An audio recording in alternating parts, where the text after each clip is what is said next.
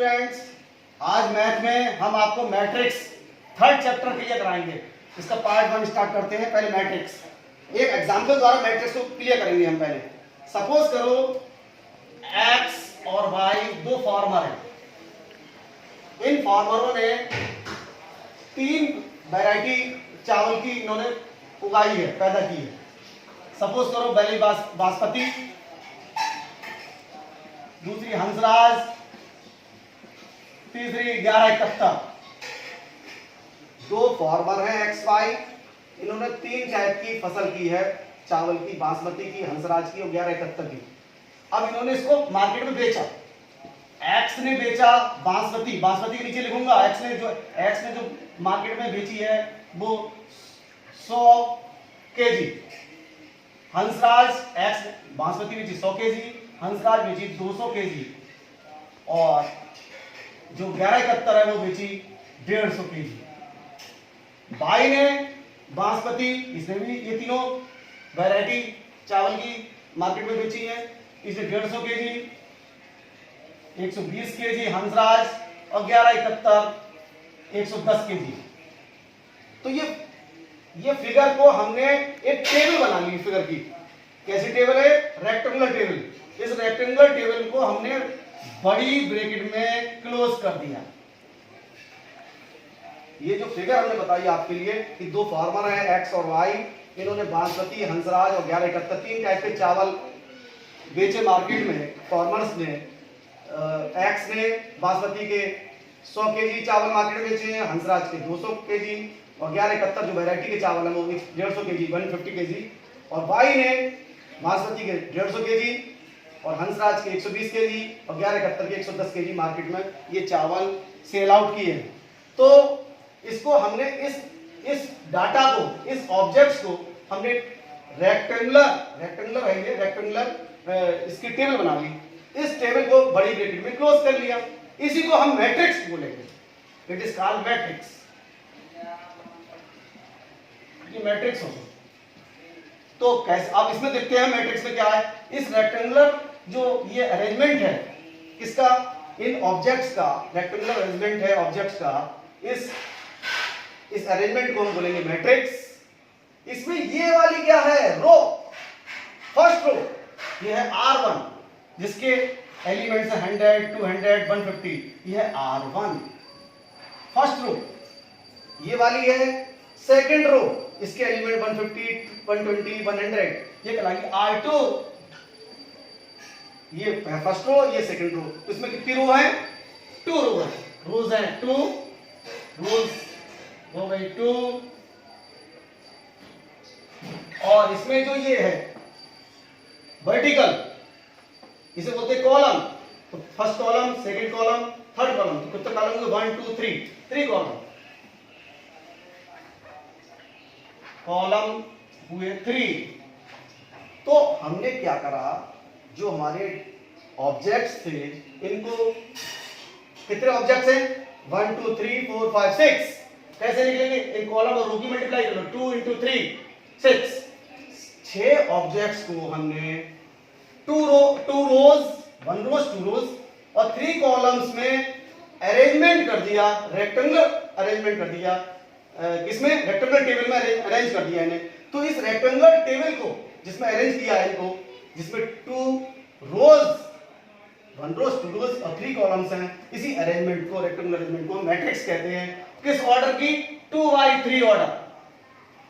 इसकी ऑर्डर है, it is called matrix of order 2 by 3। 2 denote करता है रोज के लिए और 3 डिनोट करता है कॉलम के लिए। इसमें इसका मतलब ये पहले वाले रोज, नंबर ऑफ रोज है, नंबर ऑफ रोज है 1 और 2 और नंबर ऑफ कॉलम है 3, 1 2 3। क्लियर? अब इसको हम बताते हैं कैसे करेंगे। इसे डिनोट करने का दूसरा मेथड क्या है? देखो, मैट्रिक्स को हमेशा कैपिटल लेटर से डिनोट करते हैं। अब इसको हम मैट्रिक्स को लिखेंगे तो इसे हम एलिमेंट, इसके ये सारे जो अंदर ऑब्जेक्ट्स हैं ये एलिमेंट्स कहलाएंगे। इस एलिमेंट को लिखेंगे A11, इस वाले एलिमेंट को लिखेंगे A12, इस एलिमेंट को लिखेंगे A13, इसे लिखेंगे A21, इसे लिखेंगे A22, इसे A23, ये क्या मेथड है? A11 मीन्स क्या है? ये 11 में पहला 1 डिनोट का बता रहा है रो के लिए, पहला वाला 1 है रो और दूसरा वाला 1 है कॉलम का, कॉलम को रिप्रेजेंट कर रहा है। इसका मतलब ये एलिमेंट है पहली रो, ये पहली रो पहली कॉलम का एलिमेंट है, पहली रो पहले कॉलम का एलिमेंट है। 1 into 1 A12 क्या है?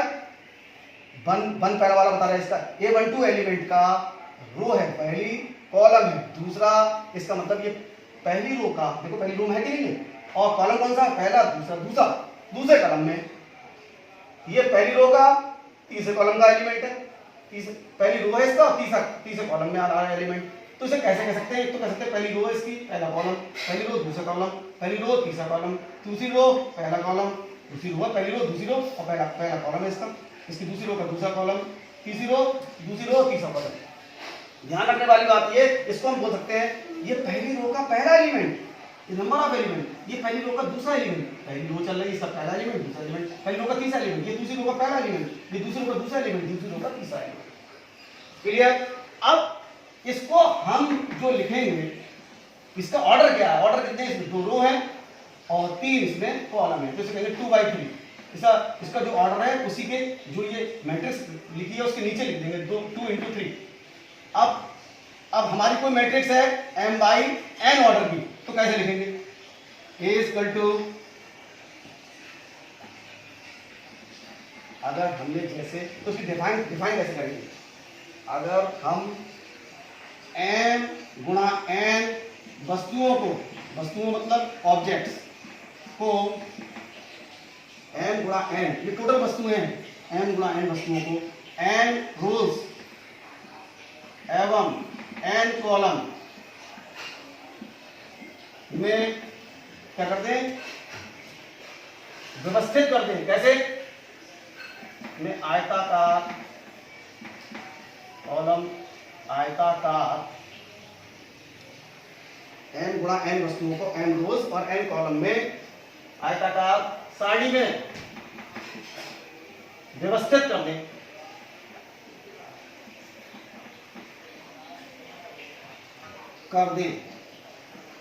तो इस सारणी को m गुणा n क्रम मतलब ऑर्डर,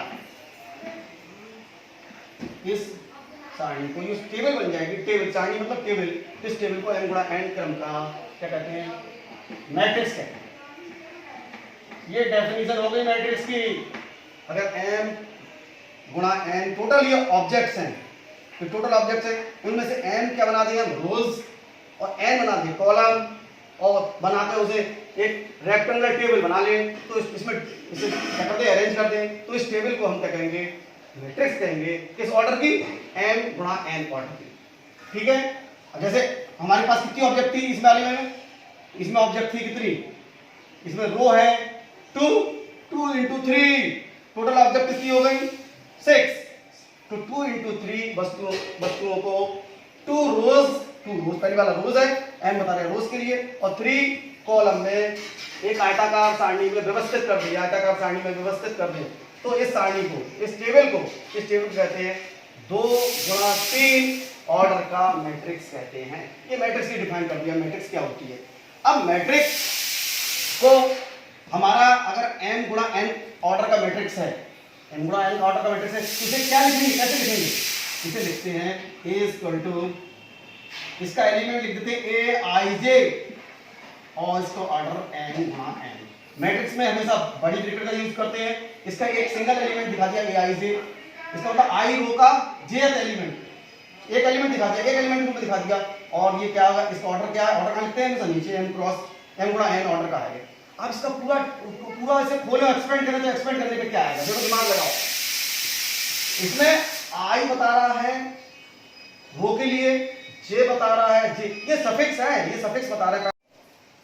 यहां पर i की वैल्यू है 1 2 3 and so on up to, ये i बता रहा है किसके लिए?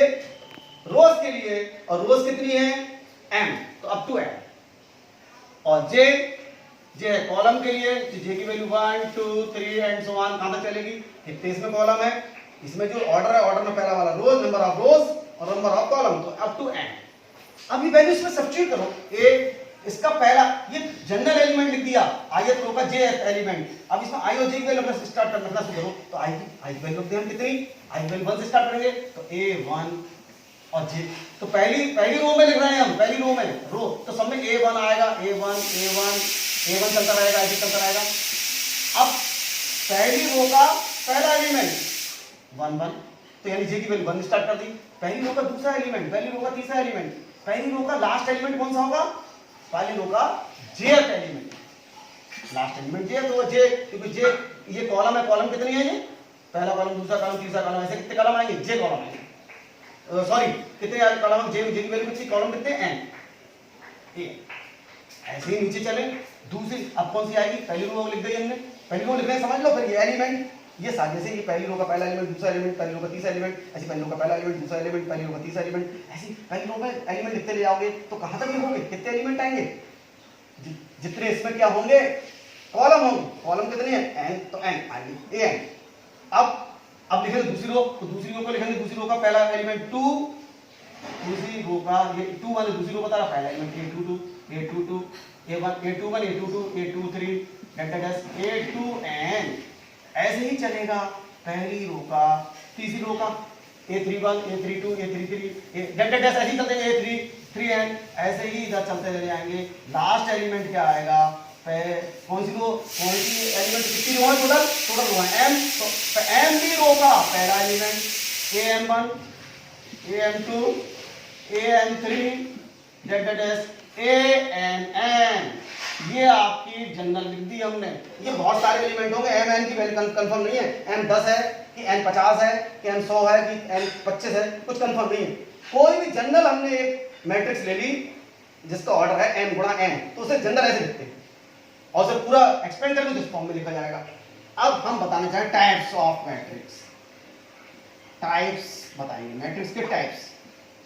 टाइप्स क्लियर कर लेंगे आप। पहला देखो, मैट्रिक्स में ऑर्डर होता है, ये 2 into 3 ऑर्डर की मैट्रिक्स है, 2 into 3 ऑर्डर की। इसमें 2 रो है, पहली रो, दूसरी रो, और पहला कॉलम, दूसरा कॉलम, तीसरा कॉलम, तीसरा कॉलम है। तो ये ऑर्डर में पहला वाला रो है, दूसरा वाला नंबर ऑफ कॉलम्स है। इसमें 2 रो है, 3 कॉलम है। अब इसमें हम बता रहे हैं, अगर पहला बता रहे हैं मैट्रिक्स का टाइप्स, कौन सी? Horizontal matrix.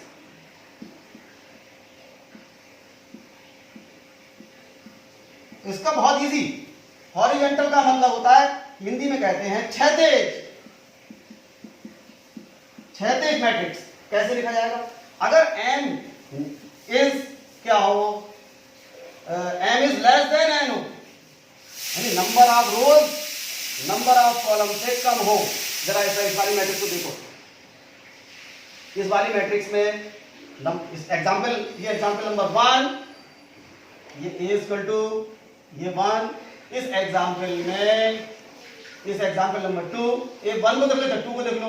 एग्जांपल 2 में हमें नंबर ऑफ रोज है 2 और नंबर ऑफ कॉलम है 3। m की वैल्यू कितनी है इसमें? इस वाले एग्जांपल 1 एग्जांपल 2, एग्जांपल 2 में कितना है?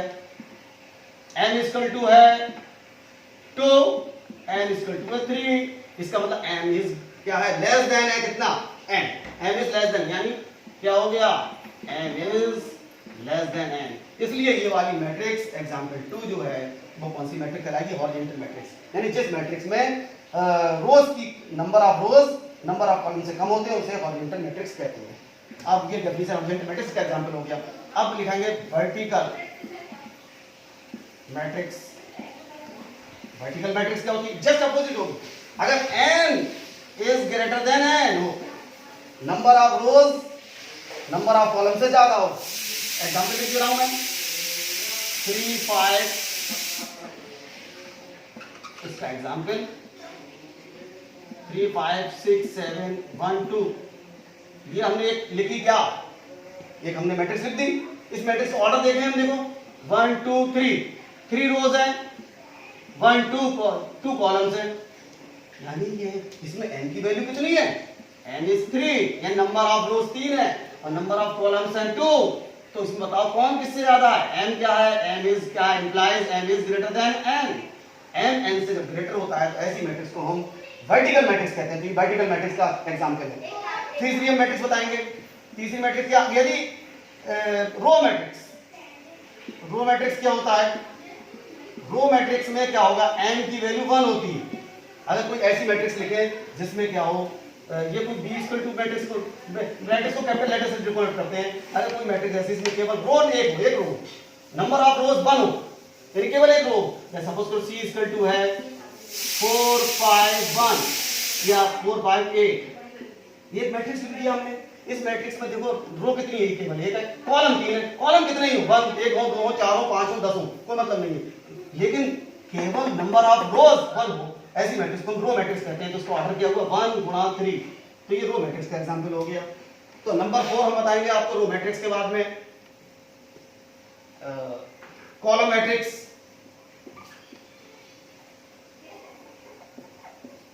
कॉलम मैट्रिक्स क्या होती है, जिसमें n की वैल्यू 1 हो, n की वैल्यू 1 का मतलब क्या है, नंबर ऑफ n बताता है रोज के लिए, n बताता है कॉलम्स के लिए, तो नंबर ऑफ कॉलम्स 1 हो।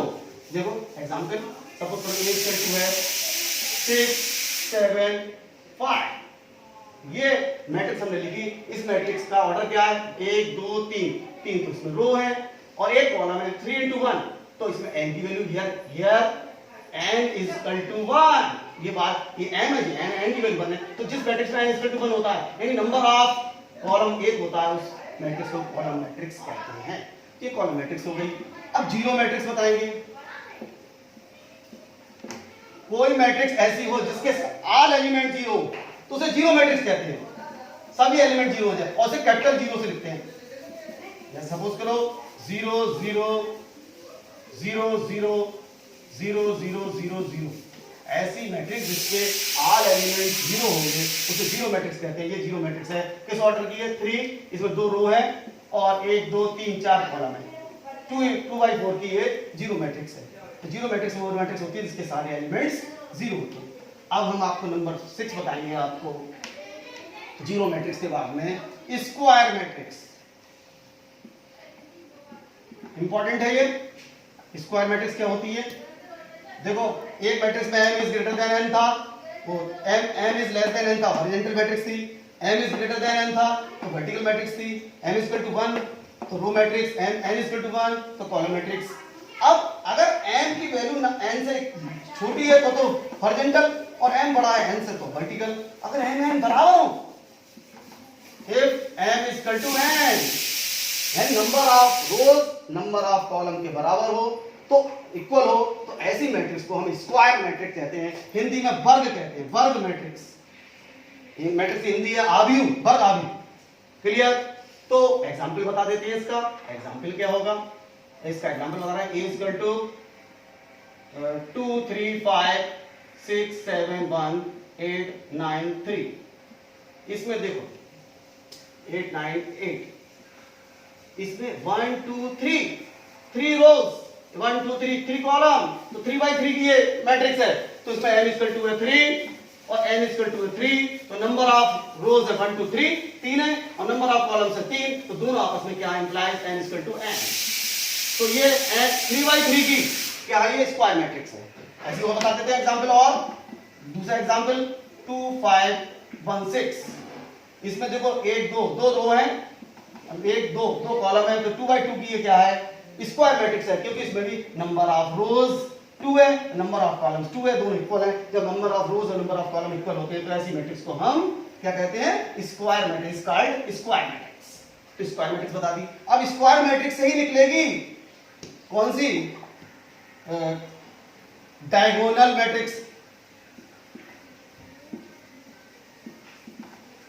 डायगोनल मैट्रिक्स वही मैट्रिक्स होगी जो स्क्वायर होगी। स्क्वायर में ही बनता है डायगोनल। डायगोनल बनेगा ऐसे, ये स्क्वायर बनाया, स्क्वायर में एक डायगोनल, जे डायगोनल को हिंदी में विकर्ण कहते हैं। एक विकर्ण तो ये होगा, एक विकर्ण ये होगा। ये वाला विकर्ण जो होता है ये मुख्य विकर्ण कहलाता है, मुख्य विकर्ण। ये वाला नहीं कहलाएगा, इसे कहते हैं प्रिंसिपल डायगोनल, प्रिंसिपल डायगोनल कहते हैं। अब ऐसी स्क्वायर मैट्रिक्स, ये स्क्वायर मैट्रिक्स है, जिसका प्रिंसिपल डायगोनल ये वाला को छोड़कर, इसको छोड़कर सारे एलिमेंट जीरो। एग्जांपल बता देते हैं, a equal to a 0 0 0 0 b 0 0 0। तो ये हमने स्क्वायर मैट्रिक्स की 3x3 की। इसका मेन डायगोनल क्या है, ये वाला, इसके एलिमेंट तो एबीसी है मेन डायगोनल के, बकाया इसको छोड़कर जितने भी एलिमेंट है, ये बचे सब जीरो हैं। तो ऐसी स्क्वायर मैट्रिक्स जिसके प्रिंसिपल डायगोनल को छोड़कर सारे एलिमेंट, इसको छोड़कर ये नहीं होंगे जीरो, ये नॉन जीरो होंगे, को छोड़कर सारे एलिमेंट क्या होते हैं, जीरो होते हैं, उसे डायगोनल मैट्रिक्स कहते हैं। It is diagonal matrix. और डायगोनल मैट्रिक्स के बाद में हम बताएंगे आपको, और स्क्वायर मैट्रिक्स होना बहुत जरूरी है डायगोनल मैट्रिक्स के लिए। कांस्टेंट मैट्रिक्स, स्केलर,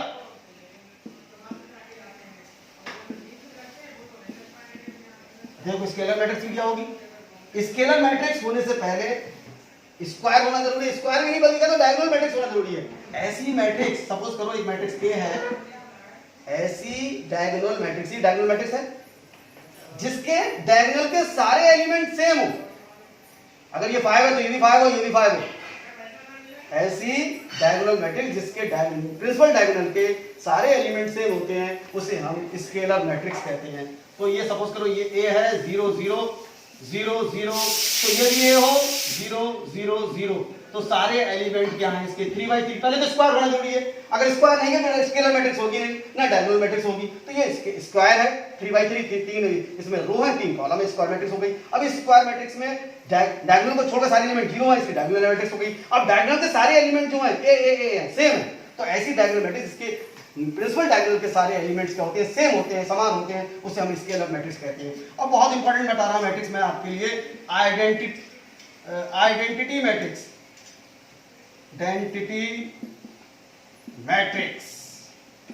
इसे यूनिट मैट्रिक्स भी कहते हैं, यूनिट, UNIT यूनिट, और इसे इकाई इंग्लिश हिंदी में कहते हैं इकाई या तत्सम आव्यू। क्या होगा, आइडेंटिटी मैट्रिक्स होने के लिए जरूरी है कि डायगोनल मैट्रिक्स हो। डायगोनल मतलब स्क्वायर हो, डायगोनल जब भी होगी जब स्क्वायर होगी। सपोज करो मैं एग्जांपल बता रहा हूं, आइडेंटिटी मैट्रिक्स को आई से लिखते हैं, ये ध्यान रखना। ऐसी डायगोनल मैट्रिक्स जिसके डायगोनल के सारे एलिमेंट 1 1 1 हो। भाई डायगोनल मैट्रिक्स है तो डायगोनल को छोड़कर सब एलिमेंट जीरो होंगे। अब डायगोनल के जो एलिमेंट है वो सब कितने हो, 1 1, तो उसे कहते हैं identity matrix. 1 0 0 0 0 1 0 0 1, it is identity matrix. चूंकि ये इसका ऑर्डर 3x3 का है, इसलिए I3 से लिखेंगे इसे। ऐसे सपोज करो identity matrix of 2x2, I2 से लिखेंगे, कैसी होगी 1 1 0 0 0, सॉरी 1। इसका देखो ये इसमें 1 2 2 2 रो है, 2 कॉलम है, इसलिए स्क्वायर मैट्रिक्स हो गई। स्क्वायर मैट्रिक्स इसलिए होगी, रो 2 है और कॉलम भी 2 है, इसलिए बराबर है स्क्वायर मैट्रिक्स। अब इसके डायगोनल पर को छोड़कर सब एलिमेंट जीरो है, इसलिए डायगोनल मैट्रिक्स हो गई। अब इस डायगोनल मैट्रिक्स में क्या है, प्रिंसिपल डायगोनल जो है उसके सारे एलिमेंट 1 1 है, इसलिए ये क्या हो गई, कौन सी मैट्रिक्स हो गई, आइडेंटिटी मैट्रिक्स या यूनिट मैट्रिक्स हो गई। आइडेंटिटी मैट्रिक्स आई से, चूंकि ये 2x2 की है इसलिए I2 से लिखेंगे। क्लियर, ये हमने आपको बता दिए आइडेंटिटी मैट्रिक्स। अब इक्वल मैट्रिक्स बताएंगे, नंबर 10। ये टाइप्स ऑफ मैट्रिक्स चल रहा है, इक्वल मैट्रिक्स। देखो इक्वल के लिए, इक्वल यानी समान आव्यू, इक्वल के लिए दो चीज इक्वल करने के लिए कम से कम दो चीज होना चाहिए। तो कम से कम 2 मैट्रिक्स ऐसे हो जिनका ऑर्डर सेम हो। अगर एक m/n ऑर्डर की है तो दूसरी भी m/n ऑर्डर की होना चाहिए, अब ऑर्डर सेम होना चाहिए। और वो कब इक्वल कराएंगी दो मैट्रिक्स, जब उनके संगत एलिमेंट्स सेम हो। संगत एलिमेंट क्या हो, सेम हो। तो अगर Aij m गुणा n, ये एक मैट्रिक्स है, ये रिप्रेजेंट करने का शॉर्टकट मेथड बता चुका हूं मैं, m गुणा n क्रम की एक मैट्रिक्स है। ये दूसरी मैट्रिक्स है Bij, ये p गुणा q ऑर्डर की है। ये दोनों इक्वल होंगे, कब इक्वल होंगे, जब इस मैट्रिक्स की और इस मैट्रिक्स की, दो मैट्रिक्स हैं अलग अलग, ऑर्डर सेम हो। इसका ऑर्डर है m गुणा n, तो इसका ऑर्डर भी m गुणा n होना चाहिए, यानी p की जगह m किसके बराबर होना चाहिए, p के। नंबर ऑफ रोज इक्वल होना चाहिए, होगा ये बराबर इसके होगा यदि implies m equal to p हो, और इसकी नंबर ऑफ कॉलम, इसकी नंबर ऑफ कॉलम बराबर n इक्वल टू q हो, और इन दो ये तो इक्वल हो ही ऑर्डर, अगर ऑर्डर इक्वल नहीं है तो इक्वल मैट्रिक्स हो ही नहीं सकते, इसका ये कंडीशन तो है। इसके अलावा इनके जो करस्पॉन्डिंग एलिमेंट्स है, संगत एलिमेंट है, वो भी इक्वल होना चाहिए। इसका ith रो का jth एलिमेंट है, इसका ith रो का jth एलिमेंट है, तो ये दोनों करस्पॉन्डिंग एलिमेंट है, यानी संगत एलिमेंट है, तो ये भी बराबर होना चाहिए। And aij equal to bij, ये भी इक्वल होना चाहिए। तो दो मैट्रिक्स जब इक्वल मैट्रिक्स कहलाते हैं जब दोनों के ऑर्डर समान हो और दोनों के संगत एलिमेंट्स भी समान हो। अब हम आपके लिए 11th बताएंगे, और नेगेटिव मैट्रिक्स बहुत सिंपल है।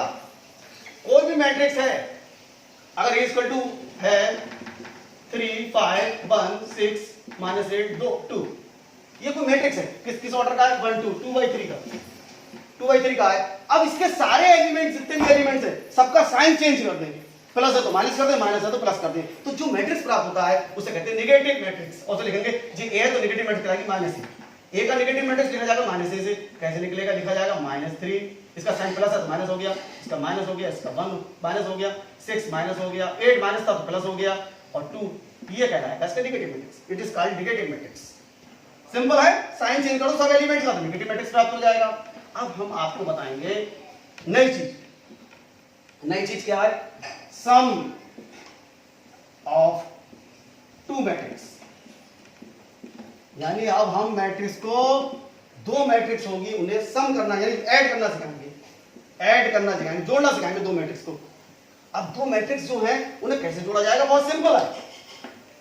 कंडीशन देखो ये क्या है, हम हमेशा दो मैट्रिक्स को नहीं जोड़ सकते हैं। हम जब दो मैट्रिक्स को जोड़ सकते हैं जब दोनों मैट्रिक्स का ऑर्डर सेम है। अगर ऑर्डर सेम नहीं है तो हम लिख देंगे इन मैट्रिक्स का जोड़ संभव नहीं है।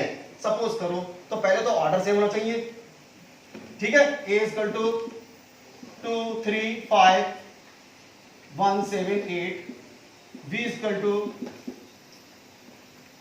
टू है 1 6 8 5 2 3।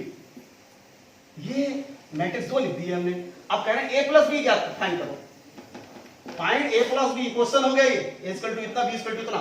तो इसका दो मैट्रिक्स है, एक मैट्रिक्स में जोड़ के दिखाना है। तो पहले तो ये चेक करो कि इनको जोड़ा भी जा सकता है या नहीं जोड़ा सकता है। इसको ऑर्डर देखो, ये 2 रो 3 कॉलम 2 by 3 की मैट्रिक्स है, ये 2 रोज 3 कॉलम, तो दोनों के ऑर्डर सेम है इसलिए इनको जोड़ सकते हैं। लिखो बच्चों कितनी, दोनों 2 गुणा 3 ऑर्डर की समान ऑर्डर की मैट्रिक्स इसलिए जोड़ा जाता है। अब जोड़ कैसे निकाला जाएगा, बहुत सिंपल, इनके संगत अवयवों को जोड़ लो। इसके संगत अवयव क्या, पहली रो का पहला अवयव, पहली रो का पहला अवयव, दोनों जोड़ लो, 2 में 1 जुड़ेगा 3, पहली रो का दूसरा अवयव में पहली रो का दूसरा अवयव है, तो यहां भी पहली रो का दूसरा अवयव देखो, जोड़ लो, 3 में 6 जुड़ा 9, और 5 में 8 जुड़ा 8 5 13, पहले रो के तीसरे में दूसरे रो का पहले में दूसरे का पहले में जुड़ जाएगा 6 हो जाएगा, 7 में 2 जुड़ जाएगा कितना हो जाएगा 9 हो जाएगा, 8 में 3 जुड़ जाएगा 11 हो जाएगा। That is your answer, simple है। अब सपोज करो क्वेश्चन आ जाए a equal to 1 2 3 4 5 6, b equal to 2 4 6 1, कहे a प्लस b फाइंड करो। a की वैल्यू दी है, b की वैल्यू दी है। अब इसका ऑर्डर देखा हमने, ऑर्डर ऑफ ए मैट्रिक्स कितना है बताओ, ये दो इसमें रो है, 3 कॉलम है, 2 by 3, और ऑर्डर ऑफ बी मैट्रिक्स क्या है, ऑर्डर चेक करेंगे दोनों की, ये 2 रोज और 2 कॉलम 2 by 3, तो बताओ ये दोनों क्या इक्वल है, नहीं है, तो ये दोनों नॉट इक्वल है। क्या 2 by 3 is not equal to 2 by 3 का था, ये 2 by 2 का है, sorry 2 rows 2 column, 2 by 3 is not equal to 2 by 2, अतः इन दोनों का जोड़ संभव नहीं। क्या लिख दिया जाएगा, अतः दोनों का जोड़ संभव नहीं है। That's final. ऐसे ही दो मैट्रिक्स का हम अंतर निकालते हैं, तो अंतर भी जब निकाल सकते हैं, डिफरेंस, जब दोनों मैट्रिक्स की ऑर्डर सेम हो तब उनके संगत अवयवों को हटा देते हैं। अब हम आगे जोड़ में क्या इसकी प्रॉपर्टी है, वो प्रॉपर्टी अगली वीडियो में डिस्कस करेंगे। That's final.